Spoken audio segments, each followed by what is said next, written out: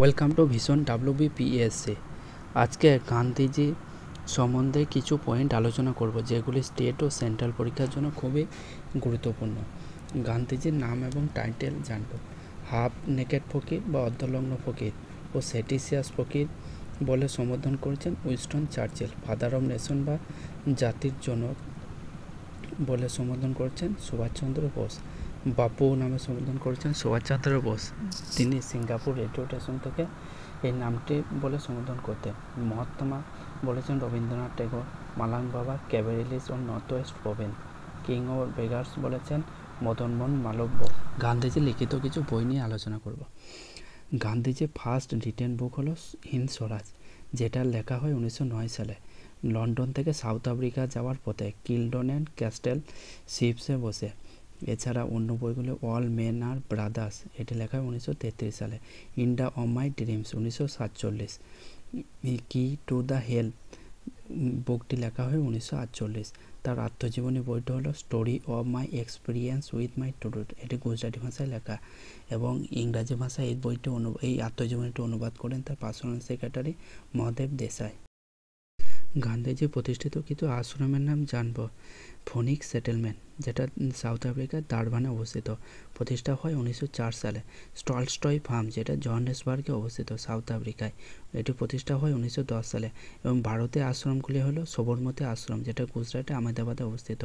এবং গান্ধীজি ভারতের প্রথম আশ্রমটির নাম হলো সত্যাগ্রহ আশ্রম, যেটা কস্ট অফ আহমেদাবাদে অবস্থিত। এটা প্রতিষ্ঠা হয় 25শে মে 1915 সালে। গান্ধীজির প্রথম নিউজ পেপারটি হলো ইন্ডিয়ান ওপিনিয়ন, যেটা দক্ষিণ আফ্রিকায় ভারতীয় ইমিগ্রেন্টদের রেশিয়াল ডিসক্রিমিনেশন ও সিভিল রাইট প্রেক্ষাপটে রচিত। এছাড়া নবজীবন, যেটা 1919 সালে গান্ধীজির first Gujarati newspaper. Young India weekly political magazine or journal 1919 থেকে 1931 সালে, এটি ইংলিশ ল্যাঙ্গুয়েজে লেখা। Harijan weekly English newspaper 1933। Harijan Sevak Hindi এডিশনে। Harijan Bandhu Gujarati edition. Harijan means children of gods. Harijan term was by Gandhiji for Dalit community. গান্ধীজির ব্যক্তিগত সচিব হলেন মহাদেব দেশাই। তিনি গান্ধী বসওয়েল এবং প্লেটো অফ গান্ধী সক্রেটিস নামে পরিচিত। এবং রাজনীতিক গুরু হলেন গোপাল কৃষ্ণ গোখলে। গান্ধীজির ফার্স্ট সিভিল ডিসওবিডিয়েন্ট মুভমেন্ট হলো চম্পারণ সত্যাগ্রহ 1917। গান্ধীজির ফার্স্ট হাঙ্গার স্ট্রাইক হলো আহমেদাবাদ মিল স্ট্রাইক 1918। গান্ধীজির ফার্স্ট নন কর্পোরেশন মুভমেন্ট হলো খেদা সত্যাগ্রহ 1918।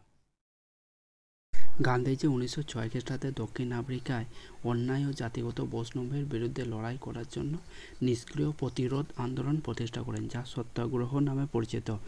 গান্ধীজি গ্রিন পম্পলেট ইস্যু করেন, যেটা রাজকোট থেকে 14 আগস্ট 1896 সালে।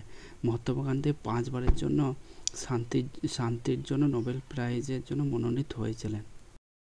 গান্ধিয়ান ফিলোসফি হলো ট্রুথ এবং non violence. Gandhiji believed that truth and non-violence are two sides of the same coin.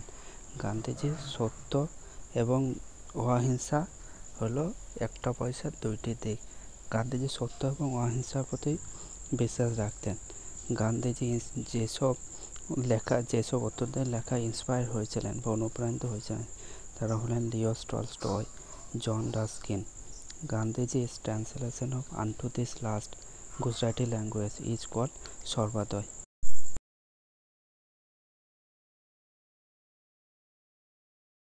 1899 সালে গান্ধীজি ইন্ডিয়ান অ্যাম্বুলেন্স গ্রুপ প্রতিষ্ঠা করেন এবং 1894 খ্রিস্টাব্দে ন্যাটাল ইন্ডিয়ান কংগ্রেস প্রতিষ্ঠা করেন। গান্ধীজি প্রথম কংগ্রেসের সঙ্গে সংযোগ স্থাপন করেন 1901 সালে। ভৌতিক ব্রহ্মচার্য 1906 সালে। নন কর্পোরেশন মুভমেন্ট কমেন্সমেন্ট হয় 1920 সালে এবং এটি বন্ধ হয় তুলে নেয় গান্ধীজি 1922 সালে, যেটা চৌরি চৌরা ইনসিডেন্টের পর। 1915 খ্রিস্টাব্দে ব্রিটিশদের কাছ থেকে গান্ধীজি কাইজার হিন্দ মেডেল পান এবং 1915 খ্রিস্টাব্দে 9 জানুয়ারি গান্ধীজি সাউথ আফ্রিকা থেকে ভারতে ফিরে আসে, যেই দিন প্রবাসী ভারতীয় দিবস হিসাবে উদযাপিত হয়। 1924 খ্রিস্টাব্দে তিনি বেলগাঁও সেশনে INC সেশনের প্রেসিডেন্ট ছিলেন। 1925 সালে অল ইন্ডিয়া স্পিনার অ্যাসোসিয়েশন প্রতিষ্ঠা করেন 1930 সালে ডান্ডি মার্চ হয় এবং 1932 সালে পুনা প্যাক্ট, যেটি আম্বেদকরের সঙ্গে গান্ধীজির হয়েছিল।